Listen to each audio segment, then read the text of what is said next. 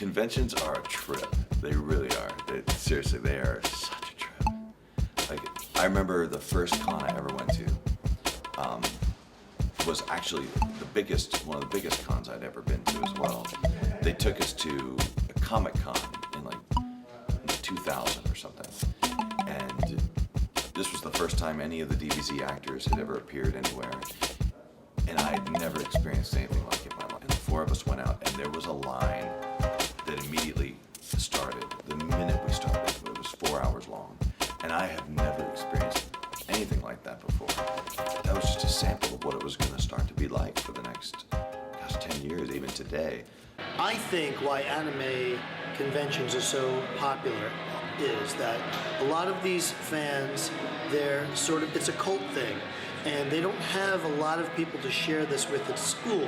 It's very culty. However, when they come here, all of a sudden they're amongst a lot of themselves, and they're able to freely express themselves through cosplay, through games, whatever they want, where in school they might be the smallest group in the club section, rather than, like, say, the football team, where everyone's coming out. The anime club might have 4 or 5 people. Here, there are 10,000 people, and they're amongst their own.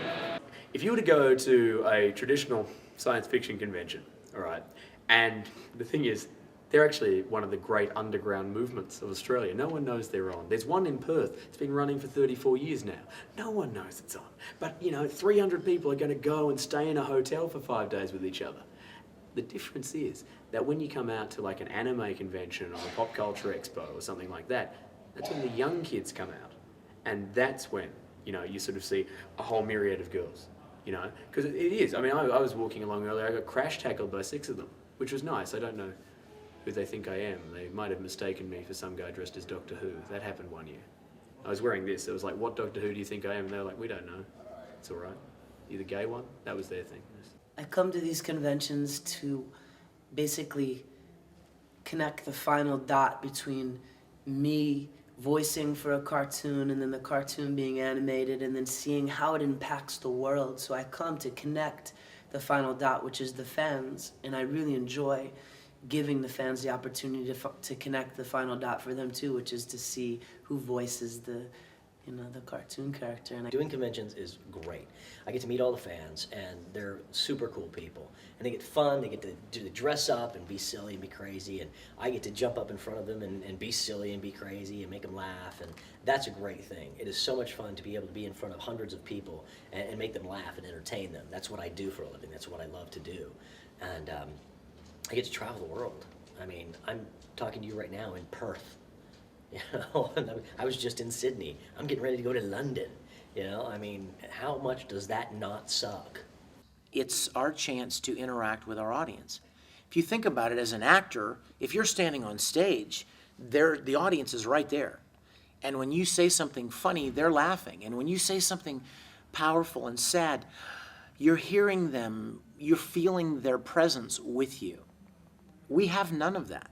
If I'm recording a show that's supposed to be funny, and I say a funny line, guess what? When I say that line, nobody's laughing. There's nobody in that little box with me telling me, oh, that was so moving. Oh, I cried. Oh, I was so scared. Oh, that was so funny.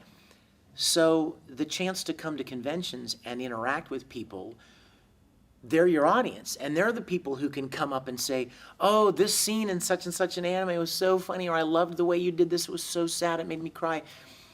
That's really a wonderful experience for an actor, because I think most actors, part of acting is wanting to entertain your audience. And when you're acting on stage, there is an immediate reaction from the audience, and you know if you're reaching them or not, or if you're moving them in some way emotionally. Conventions, before there was an internet where you could just go for everything, were the place where you could connect with people who had even heard of the thing that you really loved.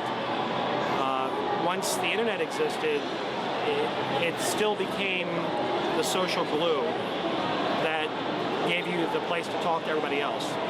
So I think conventions are important largely because of the social aspect. For the companies, they become a really great way to get the buzz out for your product. Because if you can get the people who really love it to love it, they'll spread it out. I think it gives the community a chance to get together, have fun, dress up, basically meet each other. When you're looking at anime, most of the time you're doing it in your own home and you're doing it in the confines of your own space, and it's a chance to get out together and have fun together.